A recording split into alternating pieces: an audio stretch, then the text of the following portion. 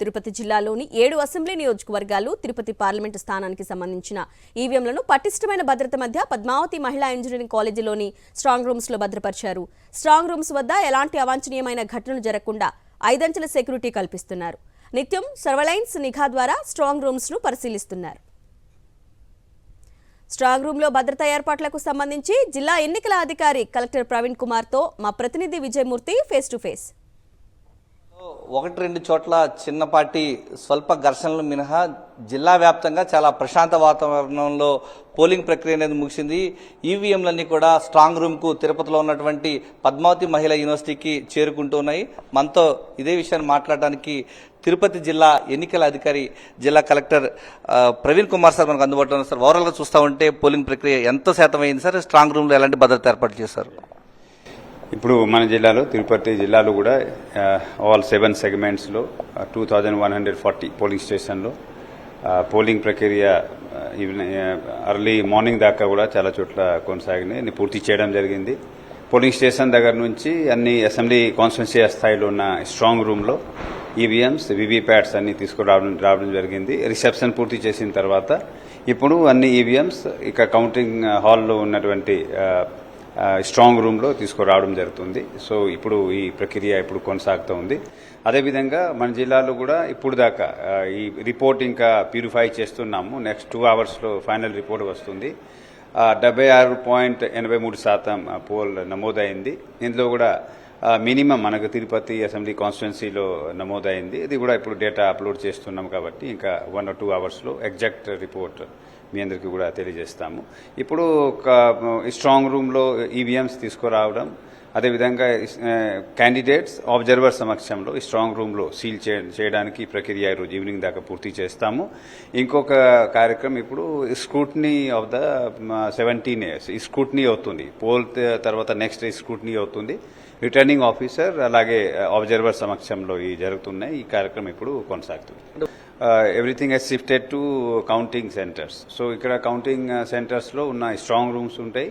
తర్వాత counting hall preparation జరుగుతూ ఉంది. దాదాపుగా అన్ని పూర్తి చేయడం జరిగింది. ఈ స్ట్రాంగ్ రూమ్ కూడా ఎలక్షన్ కమిషన్ ఇచ్చిన ఆదేశాల మేరకు చాలా ప్లానింగ్తో చేయాలి, ఒక ఎస్ఓపి ప్రకారం చేయాలి, ఎవరికి అనుమానం లేకుండా చూడాలి. ఎందుకంటే ఇప్పుడు ఇక్కడ వచ్చేవి అన్ని కూడా పోల్డ్ ఈవీఎం, అందులో డేటా రికార్డ్ అయి ఉన్నాయి కాబట్టి అన్ని కూడా ప్రాపర్ ప్రొటెక్షన్లో ఉంచుకోవాల్సిన అవసరం ఉంది. ఇప్పుడు ఎలక్షన్ కమిషన్ గైడ్ లైన్స్ ఎలా ఉందంటే 3 tier సెక్యూరిటీ అరేంజ్మెంట్ ఉండాలి.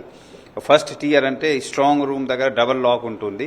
ఈ స్ట్రాంగ్ రూమ్ పూర్తిగా స్థాయిలో సీల్ అయి ఉంటుంది. ఎక్కడ కూడా ఎలాంటి ఈవెన్ విండోస్ కూడా అన్ని బ్రిక్ వాల్తో కవర్ చేసి లైట్ లేకుండా అన్ని లేకుండా చేయడం జరుగుతుంది.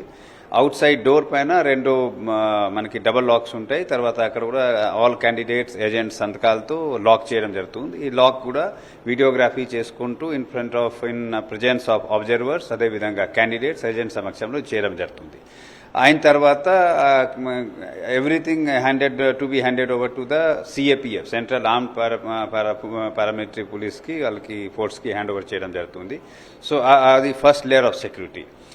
తర్వాత అక్కడ కూడా లాగ్ బుక్ ఉంటుంది. సెకండ్ లేయర్ ఉంటుంది. అక్కడ నుంచి దాదాపుగా 50 to 100 మీటర్స్ మధ్యలో అక్కడ armed reserve of the state police అవుతుంది. Third layer outer layer law and order police అక్కడ అన్ని విధంగా బందోబస్తు చేస్తారు. సో ఎవరైనా వచ్చినా థర్డ్ లేయర్ కన్నా లోపల రావడానికి లేదు. ఎలక్షన్ కమిషన్ ఆదేశాల మేరకు ఎవ్రీడే ప్రతిరోజు రిటర్నింగ్ ఆఫీసర్ అక్కడ లాక్ అక్కడ వెళ్ళి లాక్ ఇంటాక్ట్ ఉందా లేదా, అన్ని విధంగా ప్రొటెక్షన్ ఉందా లేదా చెక్ చేస్తారు. అంతవరకు చేస్తారు.